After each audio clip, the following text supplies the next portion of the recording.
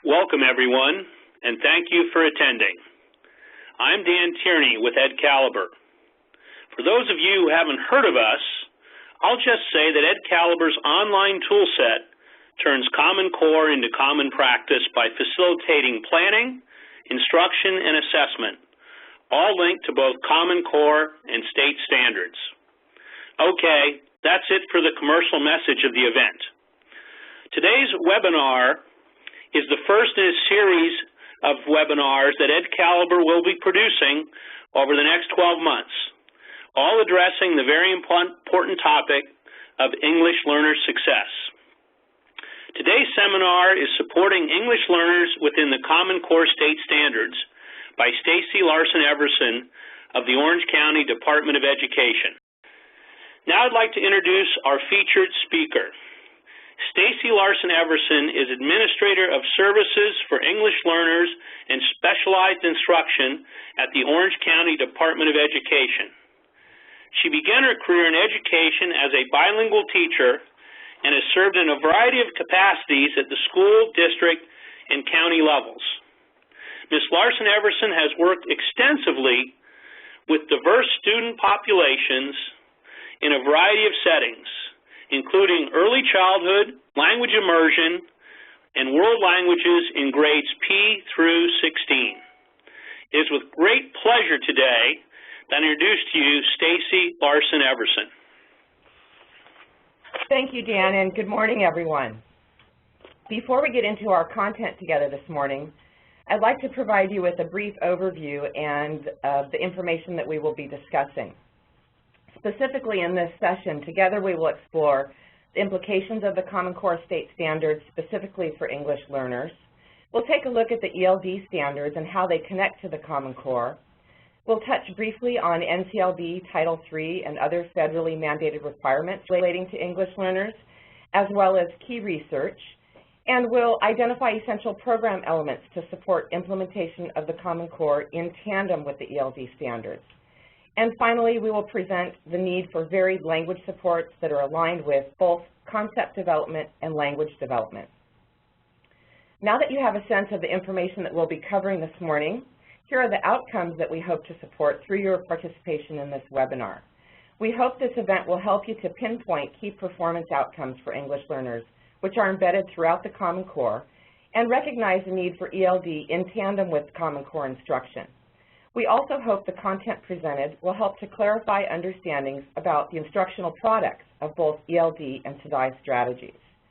We have integrated current research on instructional practice for English learners to support development of your vision for instruction for English learners within the Common Core. And then finally, this discussion is aimed at assisting you with the identification of essential components you might need to integrate in your own action plans in order to address the instructional needs of English learners.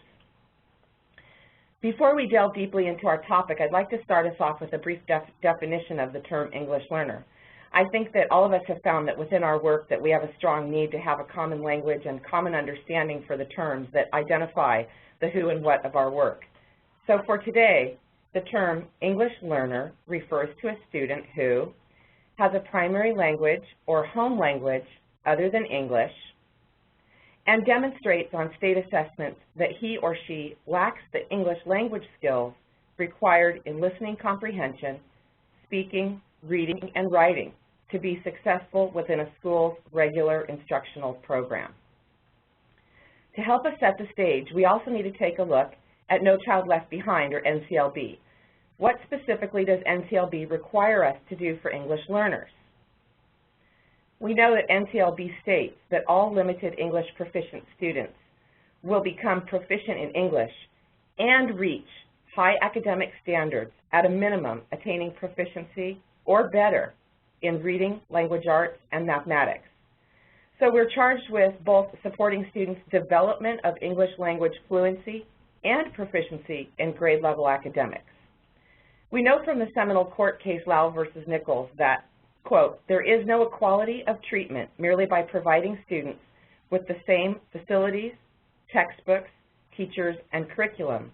For students who do not understand English are effectively foreclosed from any meaningful education. So in other words, I think this quote boils it down for us. that if we give English learners the same thing instructionally that we give everybody else, it's quite simply insufficient. So we've discussed a little bit about the NCLB requirements, and now we're all on a learning curve about the Local Control Funding Formula and the related Local Control Accountability Plan, or LCAP. And both the funding and accountability plan have priority areas so that in addition to NCLB and Title III requirements relating to English learners, we now have these additional layers. Within each of the identified priority areas, local district and school plans will be held accountable through the collection of a wide variety of data, including data viewed specifically as indicators for English learner success. Keeping in mind our NCLB requirements are those requirements that we support English learners both in building their English language fluency and grade level academic content proficiency, the data connected to the LCAP are intended to illustrate our success in meeting the needs of English learners.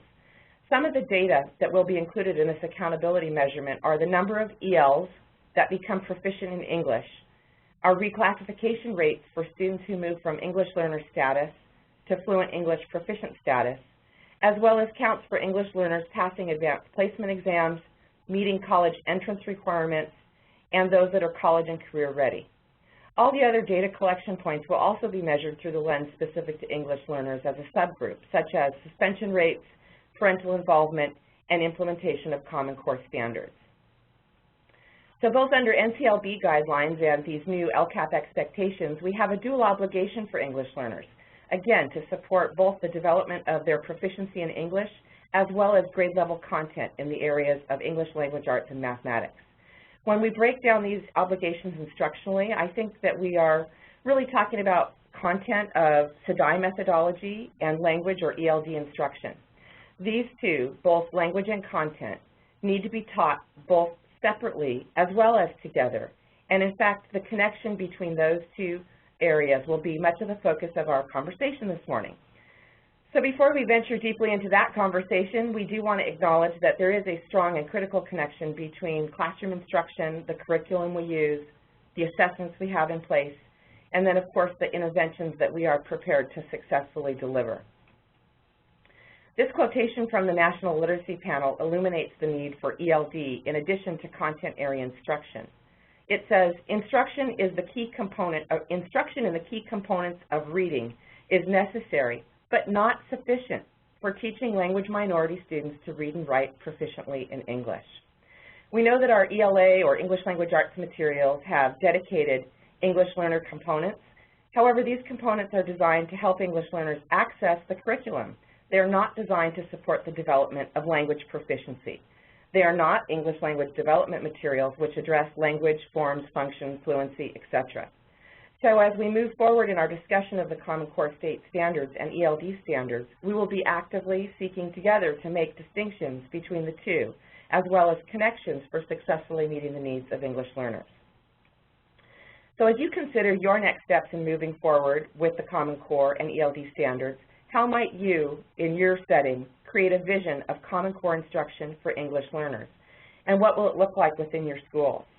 Here are a few considerations that you might take into account. First, as leaders, we need to deeply understand the standards and support our teachers in knowing and understanding those same standards. We need to allocate time to learn and know about the key shifts, both in English language arts and math, and then make further connections to the language and the language elements that our English learners need to have full access within this content. It might be helpful for us to evaluate which standards as a school or as a district we are less prepared to successfully implement, and to look at how we can help to emphasize reading and math foundational skills so that all students can attain fluency with these skills. And which or what specific curriculum will we provide and how will it intersect with the standards? And have we identified best instructional practices that we have developed and can maintain as a collective and shared vision for best instruction in the Common Core era? And then how are we going to communicate about this vision for best instruction across our school teams? Again, how can we prioritize intervention? And if my number one message or key message I hope you'll walk away with today is, how might you plan for daily separate ELD instruction as part of your core content program and continue to support language within the content areas? So as we move along, We need to think about the shifts within the Common Core. We hear all the time the Common Core is more rigorous and that our students need to acquire 21st century skills, but what does that really mean for our English learners? What will our English learners need to do? Well, what you're going to see here is a synthesis of the work by Dr. Kenji Hakuda and the team from Understanding Language at Stanford. And we'll keep coming back to this over the course of this presentation so that we fully internalize and understand that these key components are really what all students need to be able to do, including our English learners, so that they can fully access and succeed within the Common Core. So first, we know our students will need to engage in productive oral and written group work with their peers. They'll need to participate in effective oral and written interactions with teachers. They need to explain and demonstrate their knowledge using emerging complex language and other communicative strategies in different settings. And our students need to extract meaning from complex written text. In order for our English learner students to do all of these things fluently, we need to be quite intentional and, I would say, explicit in our instruction and about how we use our instructional time.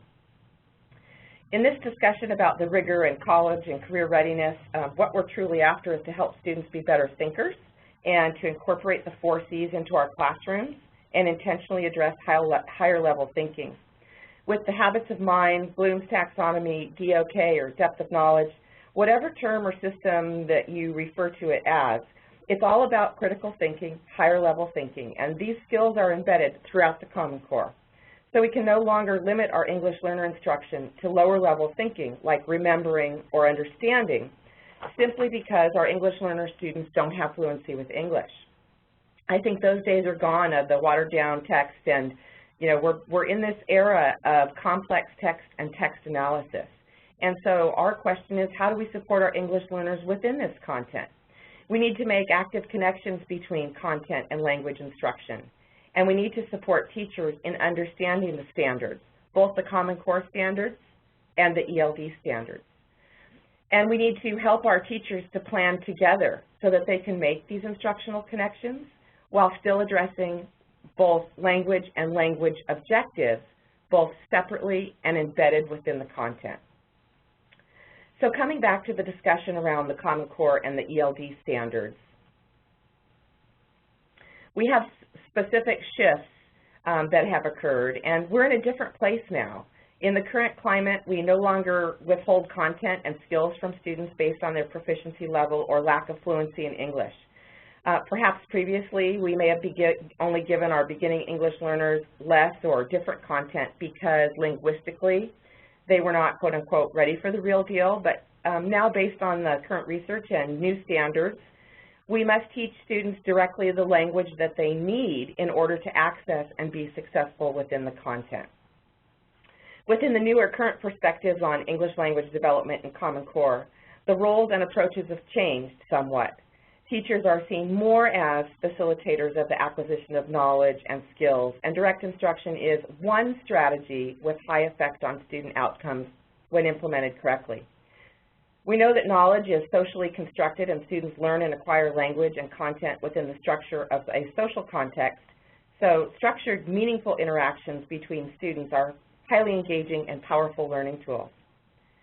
Our standards now emphasize the process of learning and students' ability to explain their thinking, the process of how they arrive at their answer, as well as how they can justify or support their own reasoning. And finally, now we know students' learning will be measured through collaborative processes, performances, portfolios, and products, and the new next generation assessments. In other words, instruction for our English learners is really all about language and language demands. Within the Common Core, language demands range from social and general to discipline-specific and academic. Our English learner students need to obtain information and request clarification. They need to demonstrate understanding and confirm being understood. They also need to build on their ideas and articulate the ideas of others. They need to construct explanations and engage in arguments. We have a very valuable research connection established by Kate Kinsella and Susanna Dutro, shared in the California Department of Education book, Improving Education for English Learners. This is, by the way, a wonderful and very powerful resource that we'll be sharing more with you about in a follow-up email after the webinar, along with some other links. And this is something that you might already have on your shelf. It's a blue book with puzzle pieces on the front, and like I said, you might have it on your shelf or have accessed it to some extent already.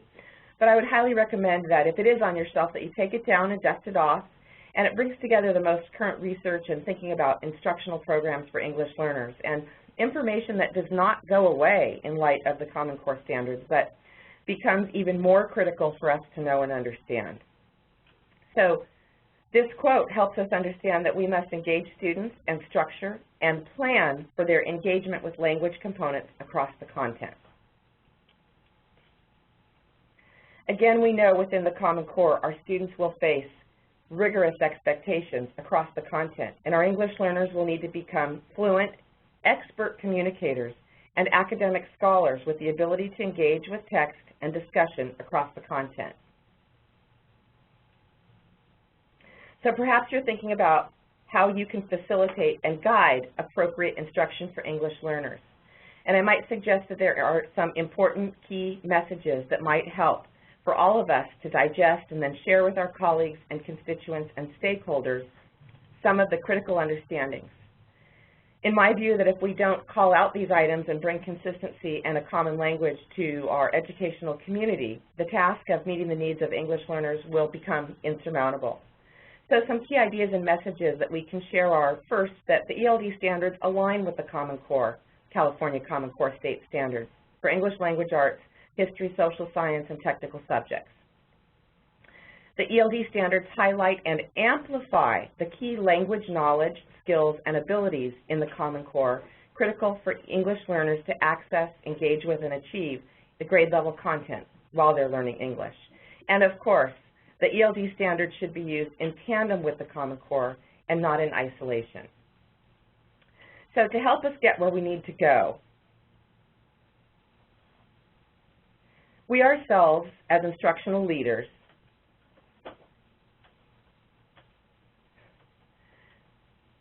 need to have a foundational understanding of the most important methods of instruction for English learners, and then guide our teachers and instructional teams toward developing these foundational methods of instruction. The methods I'm referring to are English language development and specially designed academic instruction in English, or SDI, which some of you may refer to as sheltered instruction. Let's focus first on ELD, because ELD is intended to focus on language, and ELD should cover all aspects of language and be based on students' proficiency levels, where students are grouped for instruction based on their proficiency level. ELD lesson objectives reflect explicit language outcomes, and lesson objectives are intentionally selected to help students both access content tasks as well as move them forward in their language acquisition. When we talk about formal assessments that we currently have in place for English language development or proficiency in English, we currently have the STELP, and we'll be moving away from that assessment and into the new LPAC, or English Language Proficiency Assessment for California, in the very near future. The bottom line is that ELD is all about language and developing students' proficiency levels, and it's driven by language. And now let's talk a little bit about SDI, or Specially Designed Academic Instruction in English. Again, some of you refer to that as sheltered instruction, but sheltered strategies are used to impart content. Content, grade-level content, is the driving force. SDI instruction should include academic language and incorporate a wide variety of scaffolding to provide access for English learners, including activities and instruction that's created to match the content and the language objectives needed to be successful within that content. Currently, our students are measured for their content knowledge using the STAR assessment system, with Smarter Balance Consortium assessments coming soon. So now that we've talked about the instructional methods of English language development and SDI, we should address instruction itself and connect with something that we already know, and that's instructional strategies, and planning for instruction certainly do matter. And no matter what the instructional setting is, instructional strategies matter, and we know from research that some indeed are better than others. And some are better than others because they have a greater effect on positive academic student outcomes. We also know, based on the work of Mike Schmoker and others, that sound lesson structure and presentation is critically important. Sound lessons include objectives which are clearly stated, and the importance and relevance are provided and made evident for students. Sound lessons include active modeling and demonstrating provided on the part of the teacher. Students have multiple opportunities to practice under the expert guidance of the teacher, and the teacher checks for understanding and provides corrective feedback. Also, the teacher makes active adjustments to his or her teaching to help support the student's learning. If we can combine sound lesson structure with instructional strategies that we know have a higher effect on positive student academic outcomes, we can stack the deck more in our favor. The work of John Hattie illuminates high-effect strategies. For us as instructional leaders, the implications are that we need to know which strategies have the higher effect, and we need to act or take action to support their implementation with fidelity. A few examples of high-effect strategies are direct instruction, reciprocal teaching, metacognitive strategies, repeated readings, and classroom discussion. Implementation of sound lesson structure and high-effect strategies is equally important in both instructional settings, again, both within ELD and SEDI, and these two settings also correspond with the obligation that we have under NCLB to address students' language proficiency needs as well as their proficiency within grade level content. So now that we have common language regarding ELD and SEDI instruction, let's hone in on ELD and the components of the ELD standards. What are those components? Well, you're going to see a banana split showing up on your screen, and I want to share with you an analogy that we developed here at the Orange County Department of Education to help us make connections with the Common Core and the ELD standards. And it's probably where being a former kindergarten and first grade teacher comes into play. But anyway, via the internet, we're going to build a banana split together. So in order to build this banana split, we need to start with a bowl or a dish.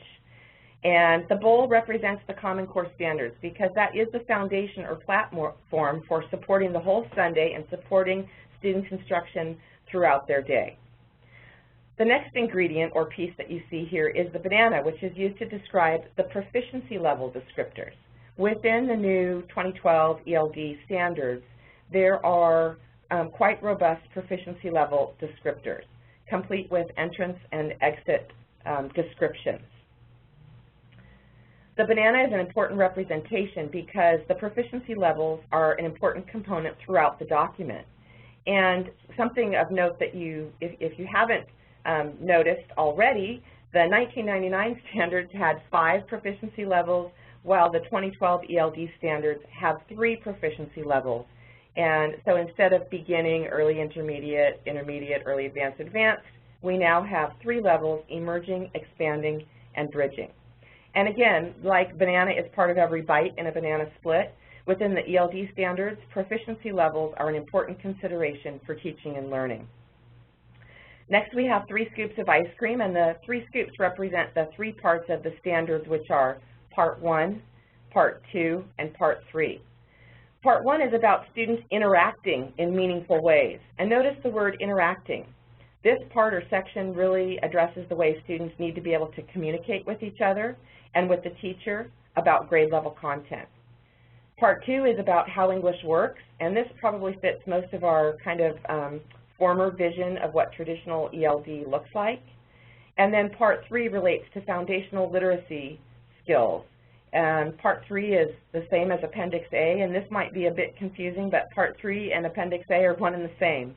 The important thing is that the content of these sections pertain to foundational literacy skills and what the instructional components and elements of foundational literacy skills need to be.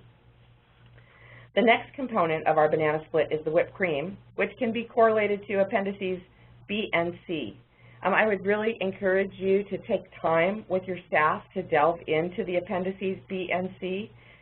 They describe aspects of language instruction and research and theory behind the standards, and they're quite a valuable investment of time. The final component here is the cherry on top, or the teacher, or the administrator, or the district, and all the unique initiatives and instructional strategies, curriculum, and etc. that are combined with the other ingredients to complete the banana split. The goal of portraying the ELD standards with this analogy really isn't to oversimplify the standards, but to support understanding the basic components and, if you will, the ingredients, and how they all combine together to support success for our English learners. So now that we've taken a brief look at the components of the ELD standards, let's return to the Common Core State Standards and what English learners need to do across the content. Remember, these elements are now embedded both within the content as well as within the ELD standards. I'd like to take a few minutes to explore when our English learners have the opportunity to learn English and when our teachers have the opportunity to teach English or language, including academic language.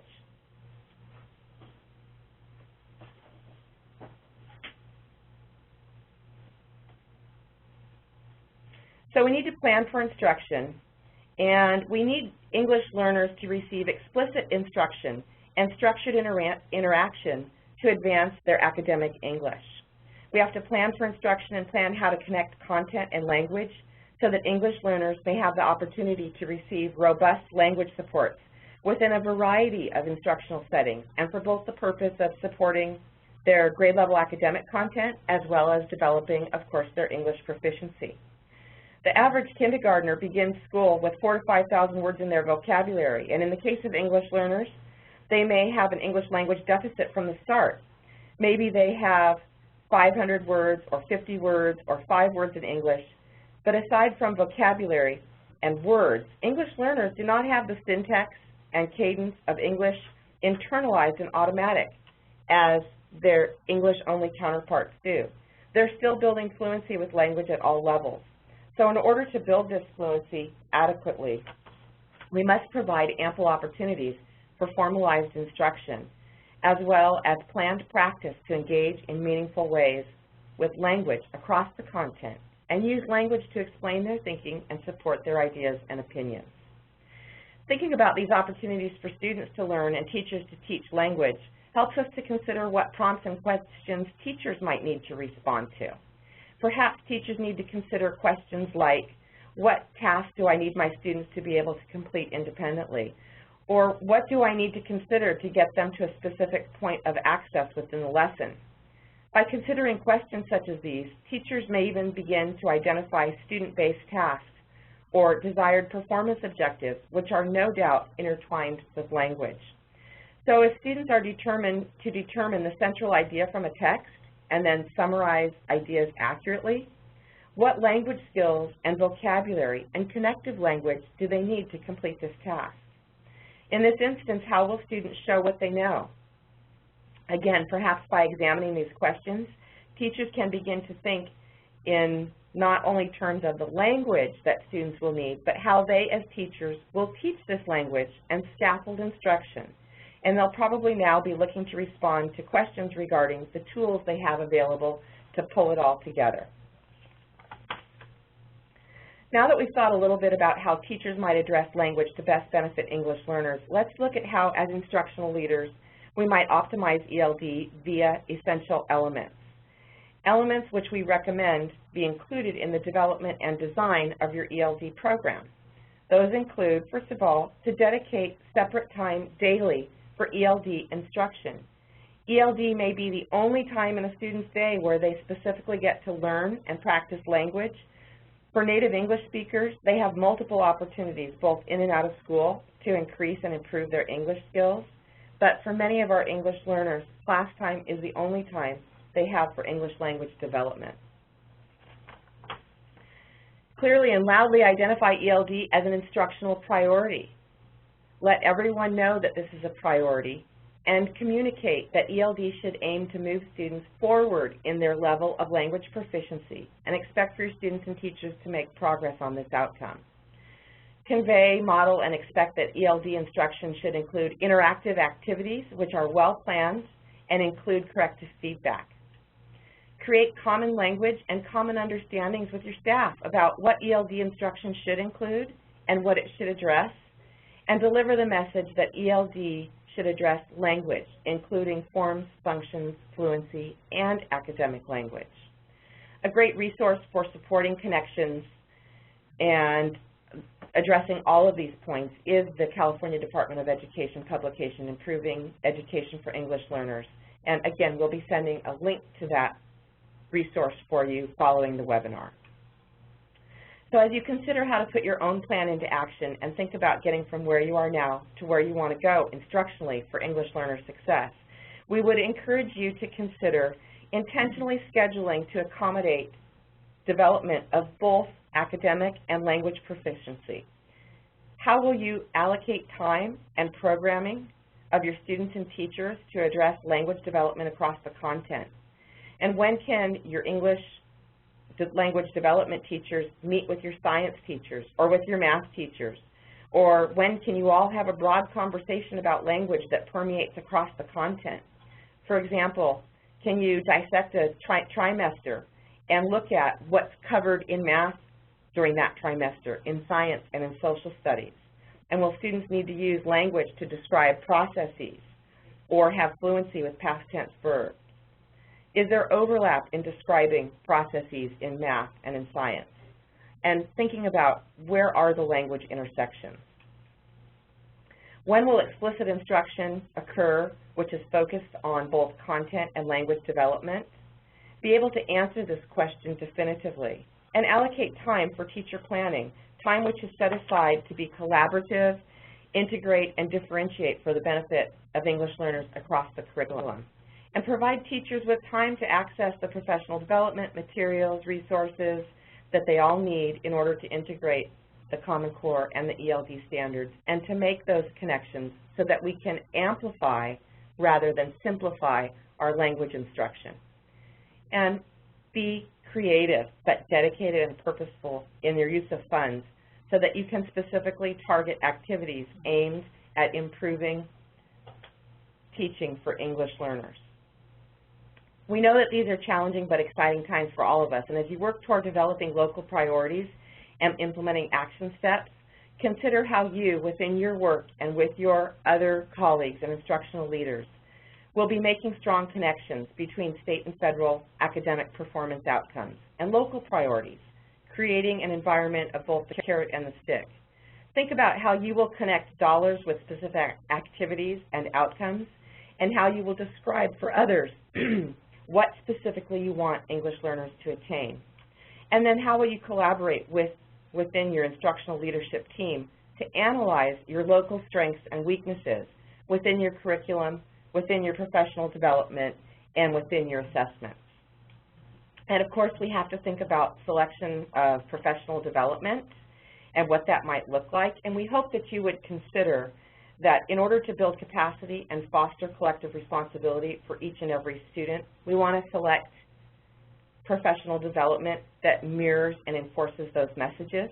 We want to select professional development which matches your specific needs and your identified initiatives. And we all want professional development which is job-embedded, ongoing, and frequent. So thinking about how can we make this happen? And then how can you incorporate lesson study into your professional development? And how can you keep the focus on instruction? Finally, you'll want to bring it all together and connect with standards, materials, research, and data analysis. And who on your team can really help you develop this plan and address best thinking within your educational community? Yes, these are very challenging times, but they're also exciting times, and we have the opportunity to serve our students in an amplified fashion and with additional tools, resources, and standards to guide us. This is an incredible opportunity as passionate teachers and instructional leaders. I want to share with you a few resources that you'll be receiving. First, you'll get a connection to the LCAP if you want to delve into a little bit of information about that. We'll be sending you a link. I also referred to Dr.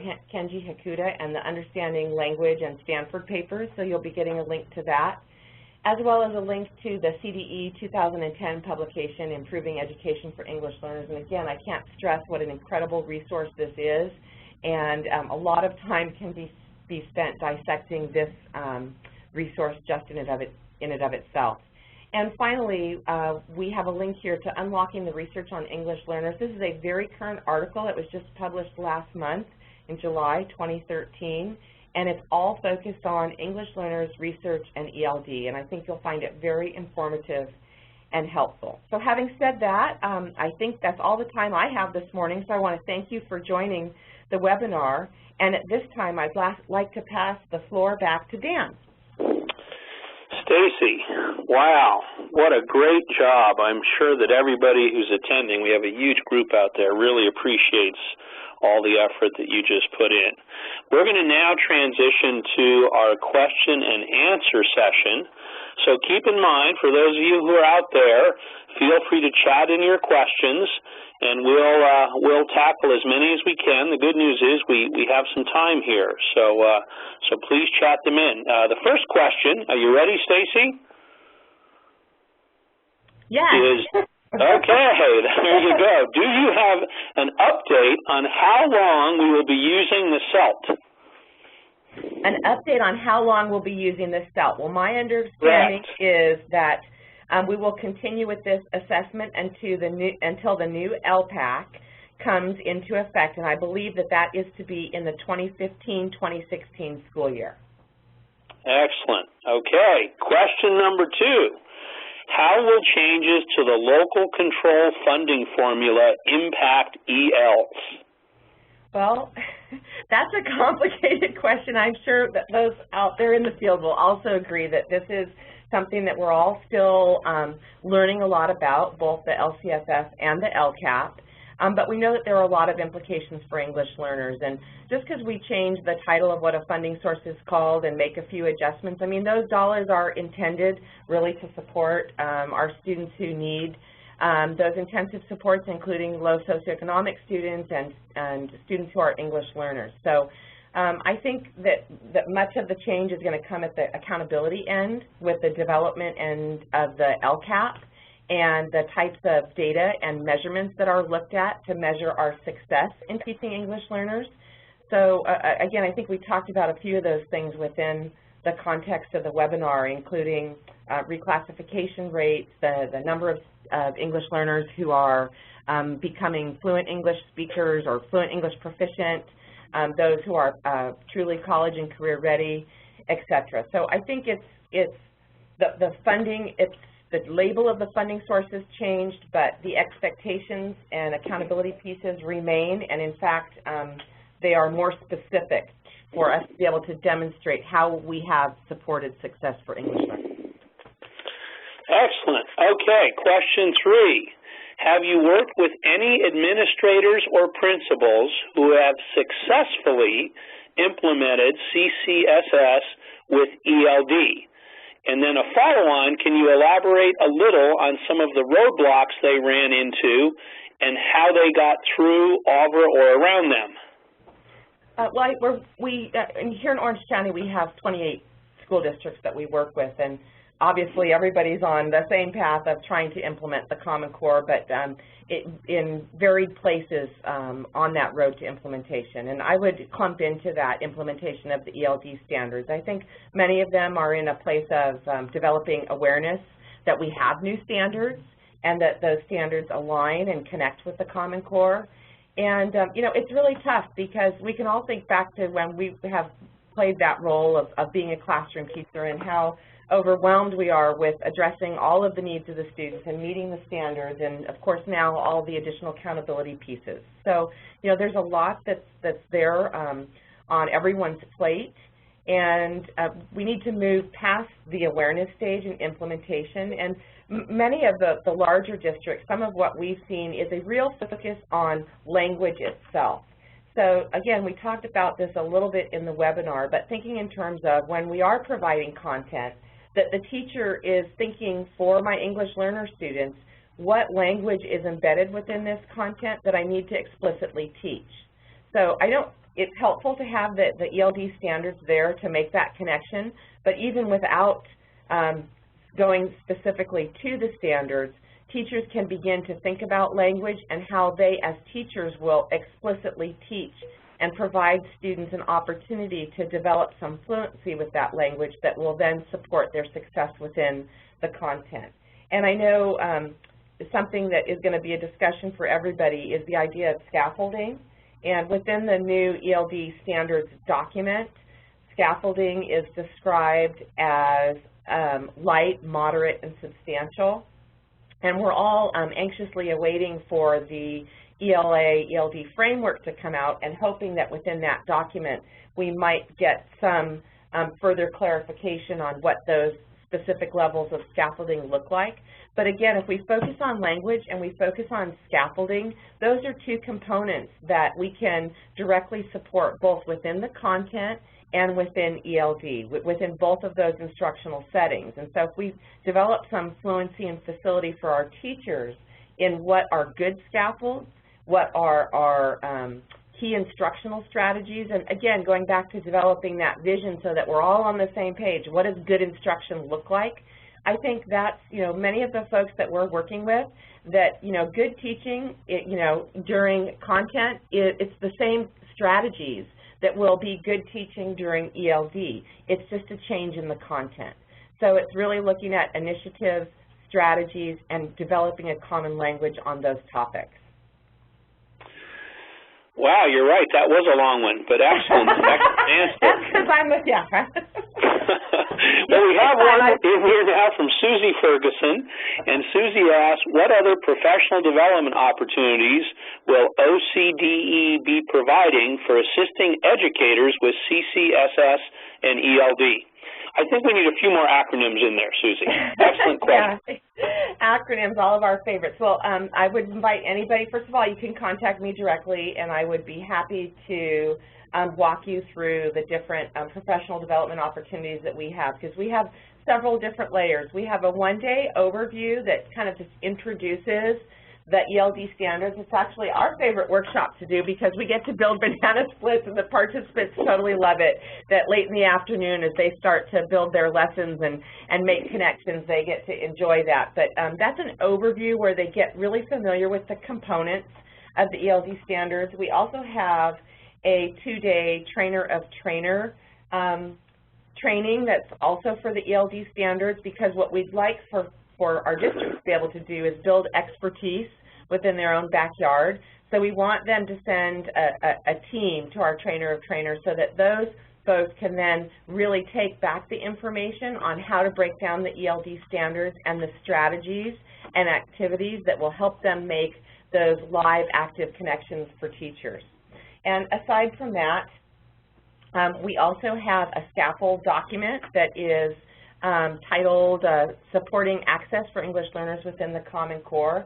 And it's really built on the different levels of Bloom's taxonomy and the depth of knowledge, so that we get all of our kids up to those higher levels of thinking and don't stay down just because our kids are, at the intermediate level or below. Oftentimes, they're just not getting to that rigorous level of higher level thinking. So anyway, we have a document that we created that's also on our website, as well as a training that supports teachers using scaffolds within the classroom, primarily teacher prompts and student response frames, along with some other specific scaffolds that we think will really help particularly content area teachers at the secondary level to start thinking about language and addressing language directly within their classrooms. Excellent. Are there another question just came in, and the question is, can you suggest some resources that could support the integration of the two standards for teachers? So this is, I think, broader than just the OCDE question. Sure. Are there any other specific resources? Well, the what specific resource? Funny you should ask, because the reason that I'm here with you, Dan, and kudos to Kevin and Ralph and the whole Ed Caliber team, because I'll be honest, the relationship that I have, or what we have as a county office with Ed Caliber, is outstanding. And you all have created some amazing tools and free resources that are available for teachers. And much of our connection has come from me really incorporating those tools into our work. So you guys are probably in a better connection to be able to share out. Perhaps you'd be willing to do that in the follow-up email as well, is to share the online resource that Ed Caliber has developed, where teachers can go in and look for free at the Common Core standards and then look at the correlating ELD standards and see right before them academic language and a wealth of other information that's going to help them to more successfully plan across the content and also make those live connections once again between English language arts and ELD and the other content areas. Okay, well, thank you, Stacey. And the audience needs to know that was an impromptu response on Stacey. That was not part of the script, ladies and gentlemen. Okay, another question. There is a disconnect, but we do appreciate it, Stacey. There is a disconnect between the new ELD standards and the CELT, and yet I imagine we will continue to reclassify with the CELT results for the next 2 years, if not 3. How do you reconcile the lack of alignment? How can districts respond to this? I think, and I understand the frustration, and there is a disconnect. However, I think the bigger picture here, and when we look at, once again, NCLB's requirement, is that we're developing language proficiency for our students and developing content area proficiency at students' grade level. So we're required to do those things. That's our dual obligation. And we're going to have different assessments that are in place. Just like we're moving away from STAR and into Smarter Balance, we're moving away from CELT and into the LPAC. So the assessments are going to be there. And if we look at what we're trying to do for our students and move forward their proficiency, yes, we need to be cognizant of what those assessments are, but really it's our overall goal that we're really trying to achieve is how do we continue to move students forward. So, yeah, the CELT is one measurement and the LPAC is another, but I would venture to say that most of us would probably agree on what a proficient in English person looks and sounds like academically. When we read a 5th grade writing prompt that's been answered by a student, most of us who've been working with English learners can see where those gaps are, where are the areas of instruction that the student still needs. So I would say, yeah, there is that disconnect, but our overall goal and our accountability pieces still continue to push us forward in the same direction, and that's in the direction of full proficiency in English for our English learners as well as grade level proficiency within the content. So it's really all about language acquisition and helping our students to be successful, regardless of what the specific measurement. We know across our districts that people are using different curriculum, they're using different benchmarks, but we're all trying to do the same thing. It's monitor our students' progress towards achieving the academic and language proficiency goals that we want them to attain. Okay, another question. Are you ready? Take a breath. I think so. Okay, for districts that are starting at the very beginning this year with looking at data, identifying EL students, and explicit and purposeful teaching, where would be a good first entry point in transforming practices? A good first entry point in transforming practices. A good first entry point. Where do you start? I think you start with, first of all, knowing what your initiatives are in place. I mean, I referred to a little bit in the PowerPoint. We talked about John Hattie and the information that we have about best instructional practices. And if you're not familiar with John Hattie and visible learning for teaching, I would highly recommend that as a resource because we really do, again, you know, still sound lesson planning and the use of instructional strategies is very critical. But, you know, best instruction looks differently in different places. You know, some districts have gone full speed ahead with direct instruction. Others are really focused on project-based learning. So it's hard for me to really make a recommendation, but I think that, you know, knowing, you know, each of our participants is really going to know their own district and the initiatives that they're bringing forward.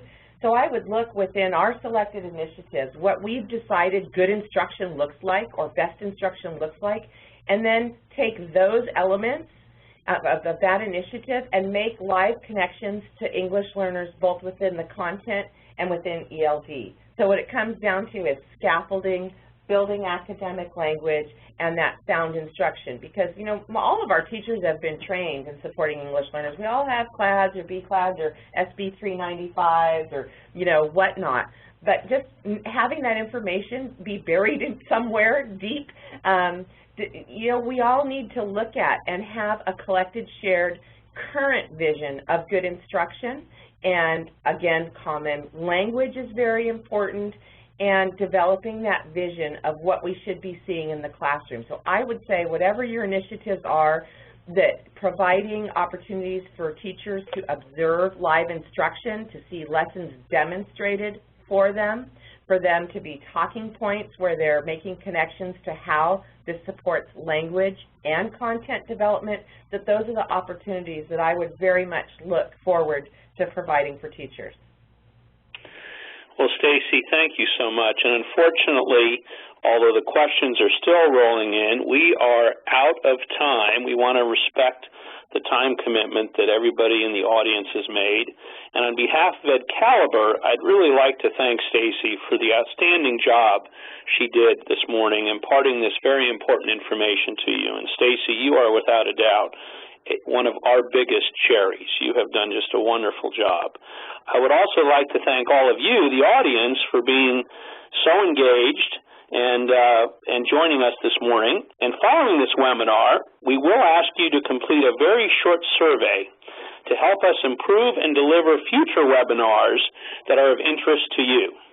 We will also send you a follow-up email with a link to the webinar archives, slide deck, and related resources. Many of you have asked, will this be available afterwards? And the good news is it will be, and feel free to share that information with any of your colleagues that you think could potentially benefit. We look forward to having you back for more webinars in this series, all with the shared goal of helping English learners succeed as we transition to Common Core, something that is very near and dear to the team at EdCaliber's heart. Thanks so much, everybody, for joining. Have a great day, and we'll talk to you again, hopefully very soon.